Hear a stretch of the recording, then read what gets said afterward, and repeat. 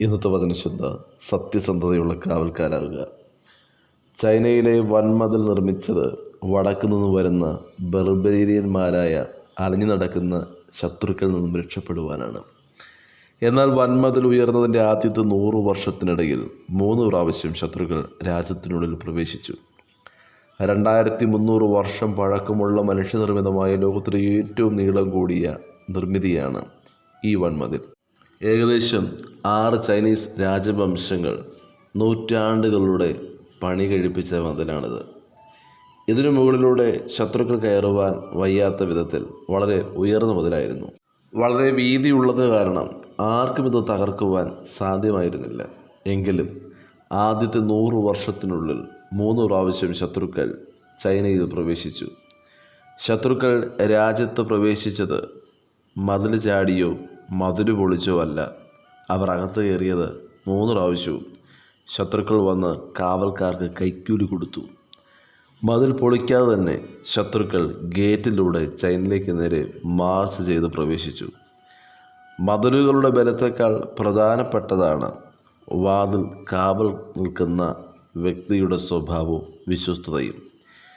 എന്തെല്ലാം നല്ല വ്യവസ്ഥിതിയും ചട്ടങ്ങളും ഉണ്ടായിട്ടും മനുഷ്യരുടെ ഹൃദയം മലിനവും ദുഷിച്ചതുമാണെങ്കിൽ ശത്രു പ്രവേശിച്ച് നന്മകൾ കവർന്നെടുത്തുകൊണ്ടേയിരിക്കും.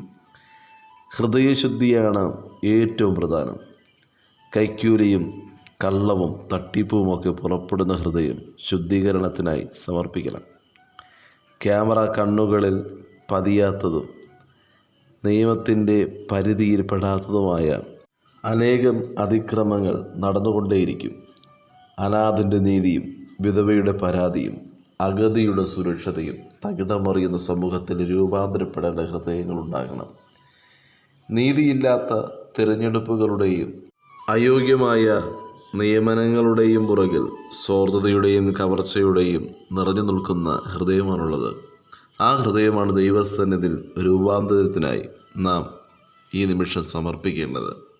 നീതിയില്ലാത്ത ആ ചിന്ത, ദൈവസ്നേഹമില്ലാത്ത ആ പ്രവൃത്തി, വേദന നൽകുന്ന ആ മനസ്സ് നമ്മിൽ നിലനിൽക്കാതെ ആ സ്വഭാവങ്ങൾ ദൈവസന്നിധിയായ യാഗപീഠത്തിൽ കത്തിയിരിക്കണം. നാം താലോലിക്കുന്ന സകല അനീതിയും നാളെ നമുക്കെതിരായി വെളിപ്പെടും. സകല കൊള്ളയും കൈക്കൂലിയും എന്തൊക്കെ സ്വാധീനത്തിൻ്റെ അടിസ്ഥാനത്തിൽ മറച്ചു വച്ചാലും അത് വെളിപ്പെടുക തന്നെ ചെയ്യും. മാനസാന്തരപ്പെടുക. മറ്റുള്ളവരുടെ അനുഗ്രഹം കണ്ട് സന്തോഷിക്കുക. മറ്റുള്ളവരുടെ അനുഗ്രഹം കണ്ട് അസൂയപ്പെടരുത്. ദൈവം താങ്കൾക്ക് നൽകിയ ഏറ്റവും മേൽത്തരമാണെന്ന് മനസ്സിലാക്കുക. താങ്കളുടെ സകല പ്രവൃത്തികളിലും ന്യായവിധിക്കായി ദൈവസന്നിധിയിൽ വെളിപ്പെടുമെന്ന് ഓർക്കുക. ആരും കാണുന്നില്ല എങ്കിലും ഉയരെ നിന്നും സകല ഹൃദയങ്ങളെയും ശോധന ചെയ്യുന്ന ദൈവം, അഗ്നിജ്വാലയ്ക്കൊത്ത കണ്ണുള്ള ദൈവം സകലതും കാണുന്നു. വിശുദ്ധ മത്തായി എഴുതിയ സുവിശേഷം 12-ാം അധ്യായം 33 തിരുവചനത്തിൽ ഇപ്രകാരം വായിക്കുന്നു: ഒന്നുകിൽ വൃക്ഷം നല്ലത്, ഫലവും നല്ലതെന്ന് വയ്പ്പിൻ, അല്ലായ്കയിൽ വൃക്ഷം ചീത്ത, ഫലവും ചീത്തയെന്ന് വയ്പ്പിൻ. ഫലം കൊണ്ടല്ലോ വൃക്ഷം അറിയുന്നത്. സർപ്പസന്തതികളെ, നിങ്ങൾ ദുഷ്ടരായിരിക്കെ നല്ലത് സംസാരിപ്പാൻ എങ്ങനെ കഴിയും? ഹൃദയം നിറഞ്ഞു കവിയുന്നതിൽ നിന്നല്ലോ വായ് സംസാരിക്കുന്നത്. നല്ല മനുഷ്യൻ തൻ്റെ നല്ല നിക്ഷേപത്തിൽ നിന്ന് നല്ലത് പുറപ്പെടുവിക്കുന്നു.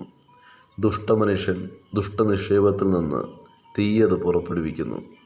എന്നാൽ മനുഷ്യൻ പറയുന്ന ഏതു നിസ്സാര വാക്കിനും ന്യായദിവസത്തിൽ കണക്ക് ബോധിപ്പിക്കേണ്ടി വരുമെന്ന് മത്തായി സുവിശേഷം 12-ാം അധ്യായത്തിൽ വ്യക്തമാക്കുന്നു.